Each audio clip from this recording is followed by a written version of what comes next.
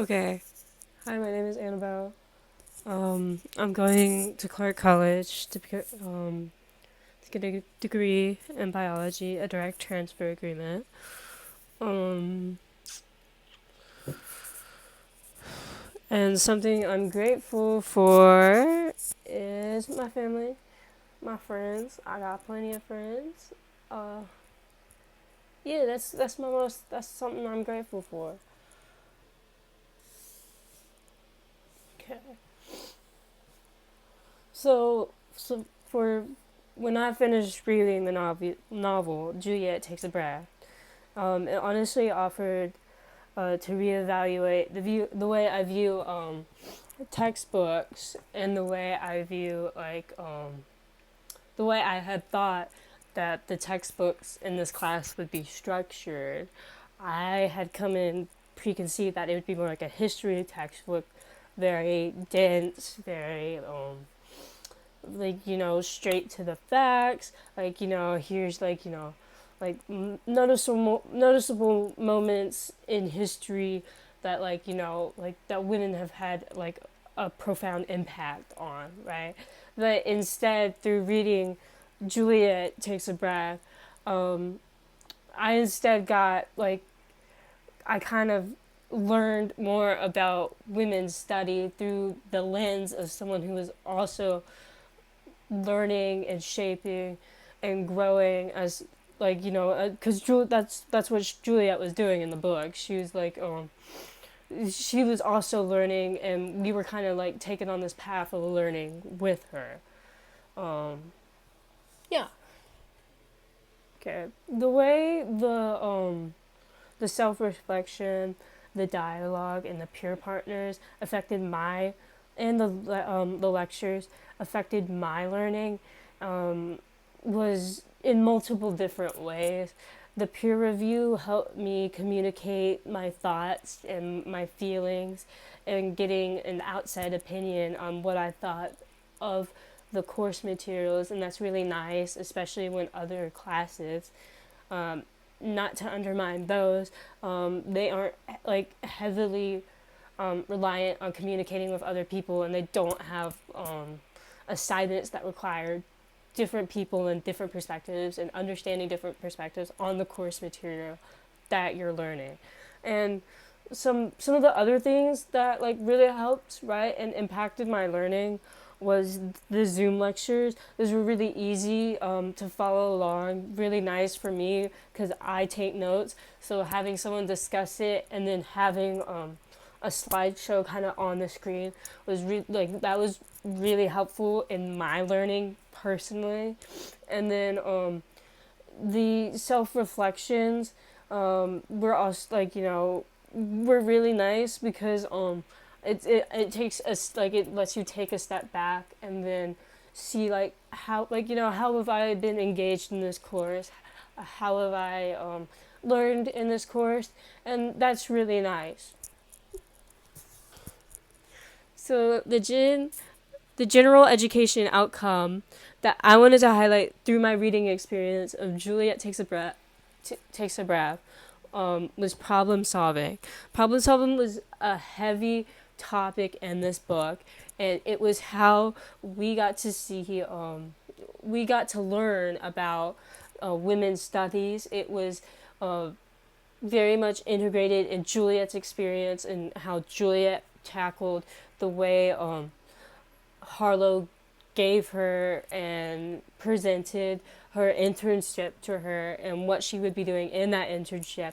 Um, it really highlighted how not only she learned about women's studies, but how we were taken along with that experience and we learned more as well with her. Um, that was really important, and that really highlights the problem solving. There was also some themes of um, critical thinking too, how was her past experience shaping the way that she viewed this topic, because she had already taken a women's studies class, and so she had preconceived notions. She had an idea coming forth into this internship, and into this like experience of living in Portland, she wanted it to be a certain way and it didn't, and that's part of like that problem solving. You have to you have to reflect like through critical thinking. How did she problem solve? And how did she overcome the challenges she faced by living with Harlow? Because that's not easy. So there were many ways throughout the course reading, and throughout the textbook, Juliet Takes a Breath, that the learning outcomes for this course were discussed, and were presented towards us as learners. The big one through the textbook was like exploring like power and general roles in a person's life, in this case being a fictional character's life. And then throughout the readings, there was the Patricia Hill Collins that took us through, talking about intersectionality, and exploring how frameworks, and the way people view frameworks are important to, like studying gender, inequality, and what people need to do, to get justice, or to enact change, upon, like structures that are rooted in misogyny and power imbalances. And seeing like people like Roxane Gay, talk about, basically, like how how patriarchy, sexism, gender shows up in their reading, writing, once again to reflect on how it shows up in their lives, through talking through their book, the Bad Feminist book, and talking about how people were shaping the way, their feminism, or the way a feminist should look, throughout their lives, and how they themselves, tackle the way they politically, provide solutions, and the way, they, enacted and went out and organized throughout their community, especially in regarding to women's studies and women's struggles. Um, Taking this class, with this professor specifically, uh, was really nice. I enjoyed it. What comes to mind, whenever I will reflect on this in the future, and what comes to mind now, when thinking about how, as a professor, you impacted this class, is the way you reached out to me whenever you noticed I was falling behind. Not everyone does that, and not every professor wants to take that step forward and be like, hey, I noticed you were struggling, hey, what's up? And that's nice. And I really I really love teachers who prioritize and will want to communicate with you. That's really nice. That was the highlight for me, of you as a teacher. It was also really nice, the way that, you graded, and the way you were very understanding and very, lenient.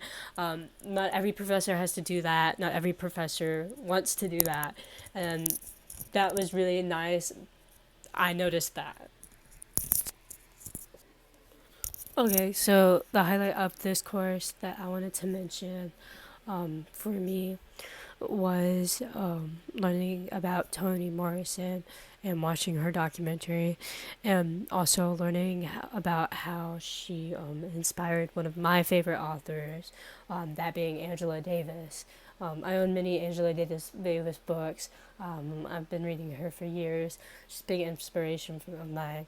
And, learning about her mentors, and then learning about how cool her mentor is, and how and branching out what I now want to read, that being Toni Morrison books, um, was really cool. And that, honestly, that's my highlight. And whenever I'm probably done with this course, and as time passes, I will probably read more Angela Davis, and I will read more Toni Morrison.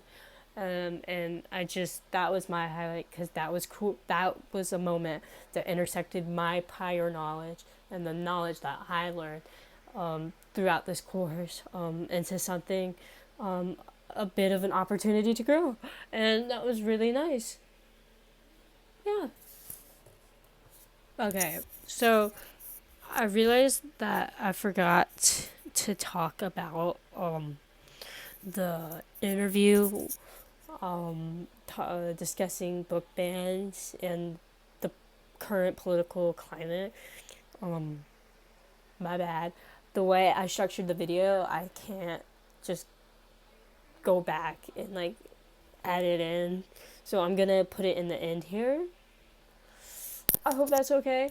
Um, so the way that equity and inclusion is mentioned throughout his interview is mainly the erasure of equity and inclusion, and how taking away specifically people of color's voices erases their narrative and takes away equity in our literature and our history, and that's not okay, right?